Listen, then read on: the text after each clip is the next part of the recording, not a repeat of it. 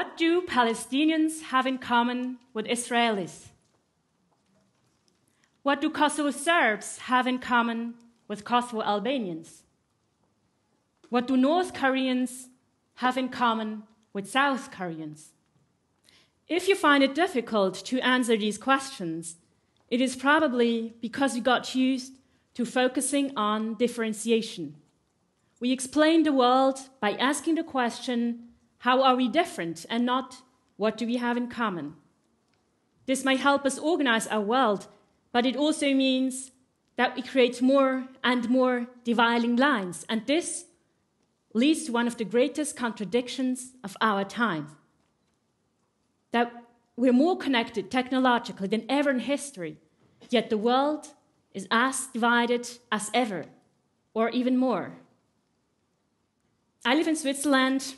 I have a background in languages and intercultural studies, and I work for the United Nations and different organizations specialized in international relations.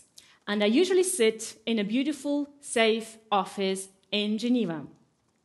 It is part of my daily life to read and talk about sustainable development and peace. At least this is what I thought. Until one day, I realized that actually we don't talk about peace. Most of our time, we focus on conflict and those generating it. When realizing this, I started feeling more and more uncomfortable. And one question began to unbearably bother me. Don't peace builders deserve more visibility, more of my attention than terrorists? How did I accept to spend so much of my time and my thoughts on those spreading hate and destruction? When arriving at this thought in my reflections, I knew I had to change something. I left my job, my easy life in Switzerland, my whole comfort zone, to create my personal project, Peace Prints, following the footprints of peace builders. My goal is to find and share stories about reconnection and reconciliation after violent conflict. I want to learn from those who have gone through the most painful divisions, how they overcome dividing lines, dead zones, insurmountable walls. I want to find out if an individual can really make a difference when it comes to war and peace. And I want to shed light on those hidden, underreported, positive stories from conflict zones that we hardly ever hear from war reporters. And this is how I became a peace reporter. At the end of 2016, I started traveling on my own, at my own expense, at my own risk. I went to various post-war regions, to places haunted by violence, to societies torn apart by atrocities, to communities who have been living separated from each other for decades and who have been cultivating hatred, accusations, and mutual mistrust. And the journeys were not without risk. I was at the demilitarized zone between North and South Korea, exactly at the moment when President Trump pronounced his famous fire and fury threat. I was in Israel during the move of the US Embassy to Jerusalem. And I was in Myanmar shortly after the Rohingya crisis had broken out. But it also became a journey that above all else would lead me to some of the most courageous people and true masters of rebuilding bridges between deeply wounded communities. In Lebanon, I met Lea, who created a theater project in Tripoli, a city in north of Lebanon where heavy clashes between the Sunni and the Alawite population had been going on for years. she invited young people from both sides of the front to act together. Many of them had been shooting at each other in a cruel street war only a few months before. The theatre project became such a success that they decided to establish a permanent cultural cafe in order to continue regular meetings. A cultural cafe initiated by a woman in a city where not only culture but also cafes were banned and women have no place in public life. And not even death threats have stopped the organizers or the former fighters who still manage the self-sustainable cafe today. In Israel,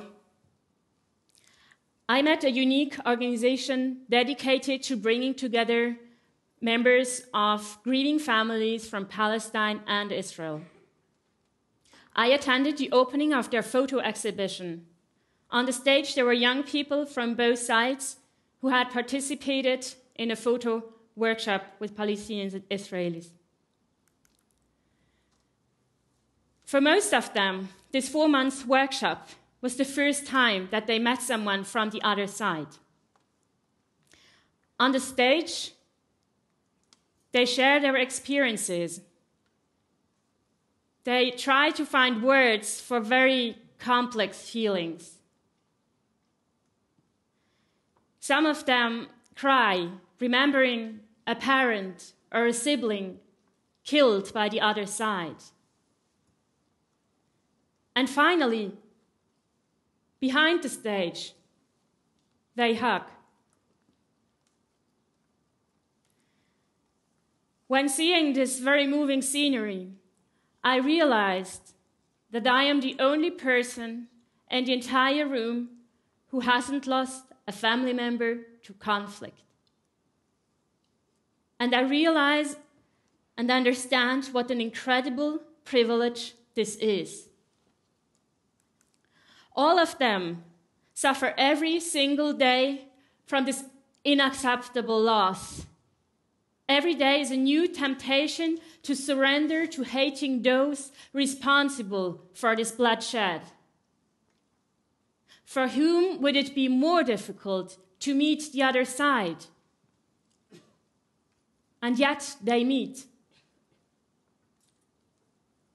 Despite their suffering, their fear, and their hatred, which in many cases is generational, these people, and many more that I meet, decide to believe in commonalities. They understand the exact same reason which might divide them is also the reason to feel connected to each other. I would often hear and read, "We share the same suffering." Even from a woman who has lost 17 family members in the Israeli-Palestinian conflict.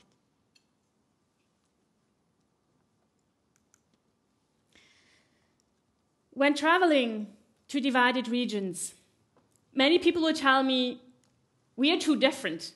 We cannot live together." But are Kosovo Albanians and Kosovo Serbs really more different than men and women? Are they more different than the rich and the poor within the same country? If differences were justifications for separation, we would need a separate country for men, one for women, one for the rich, one for the poor, one for the conservatives, one for the progressives, and most definitely one for young people and one country for old people. And lots and lots and lots and lots of buffer zones to protect all of us. I don't mean to ridicule or deny existing differences. This is a mental experiment to highlight how flexible these dividing lines are. The closer you look at them, the better you understand that dividing lines are basically collective imaginations. Difference is no justification for separation nor violence, and violence is no justification for a violent response. To experience this fragile, frustrating, and dangerous context in which these peace builders live could have disencouraged me. But at the same time, my respect for their work and my motivation to tell their story grew. I speak to people who have never enjoyed a single day of peace in their entire life. And yet they are able to break out of the cycle of violence. People who have countless reasons to stop believing in peace, whose attempts to build peace have failed again and again and again and again and again for years. And still, they keep going the path of non-violence.